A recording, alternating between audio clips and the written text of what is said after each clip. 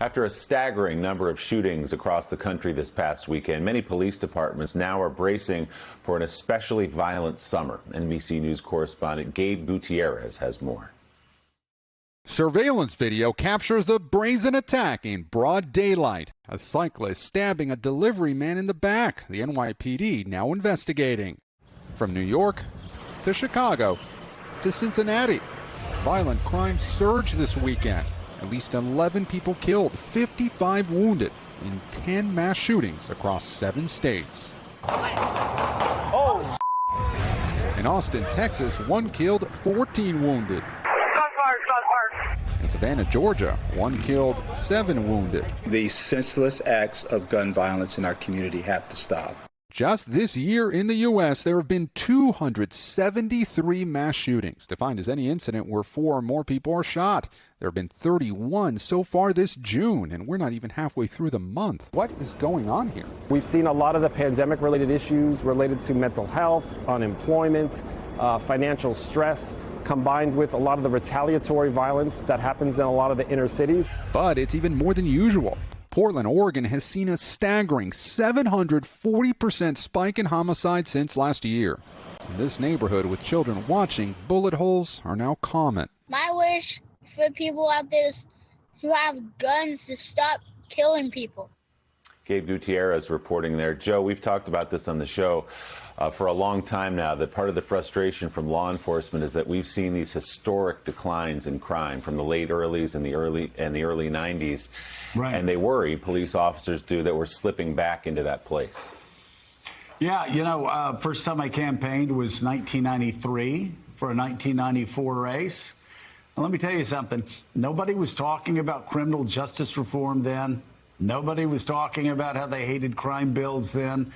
When crime is rising the way it is, it completely reshapes the debate in any political campaign. So I remember then, and I know when we were at a 50-year low as far as crime goes and people started criticizing the 94 crime bill, I just sat here and I was quiet. There are parts of it I know that are terrible, but the 100,000 cops on the street, all of these other things, very popular then. They were doing 3 strikes, you're out. Again, a lot of things that when crime's at a 50-year low suddenly seem offensive and seem like they're going over the mark. But Michael, as you know, when crime is spiking the way it's spiking now, the way it was spiking, well, in New York City in the 70s and the 80s. You wonder why Democrats voted, or people wonder why Democrats voted for Rudy Giuliani. They voted for Rudy Giuliani for one reason.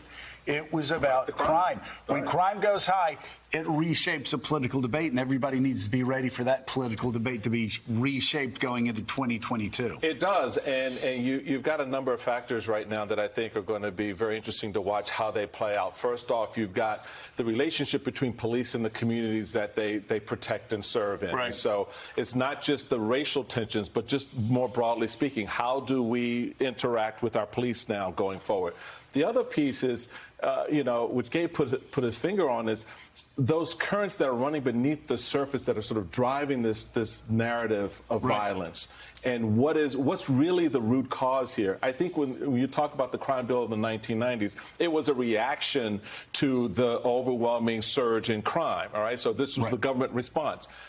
The test now will be whether or not we're more methodical in understanding what's driving this. Is it economic? Right. Is it racial? Is it political? What are some of these factors so that you can mitigate against those with a more narrowly tailored approach as opposed to this broad sweeping crime bill in the 21st century that, 15 years from now, someone's going to say, why the hell did they pass that? So what you're saying, no midnight basketball. No midnight basketball. Midnight basketball. Okay. So Casey, there is right now, obviously, police reform that's going on the Hill. It seems with the spike in crime, with us hearing from people like Commissioner Bratton and others that police officers are back on their heels and they are just not taking the chances they took 1 year ago, 2 years ago. The good cops.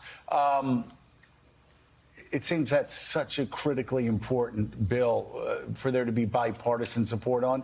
Any chances that that's going to happen? I still am hopeful, and I think that if you talk to the negotiators who are working through it right now, they are still hopeful that they can get there, because I think, to your point, Michael, the trust piece of this is so critically important. And one of the things Tim Scott has been doing has been working very carefully with law enforcement advocacy organizations on this to try to find the right balance. I mean, no cop wants to work with someone who is throwing the ethics that they're all supposed to abide by out the window, right? I mean, we all can acknowledge there are people who don't do their jobs the way that they're supposed to on police forces. And I think Tim Scott has been pretty clear-eyed about saying that, and also saying that if those people are the ones who are setting the culture in these organizations, then that's a problem and they need to be held accountable.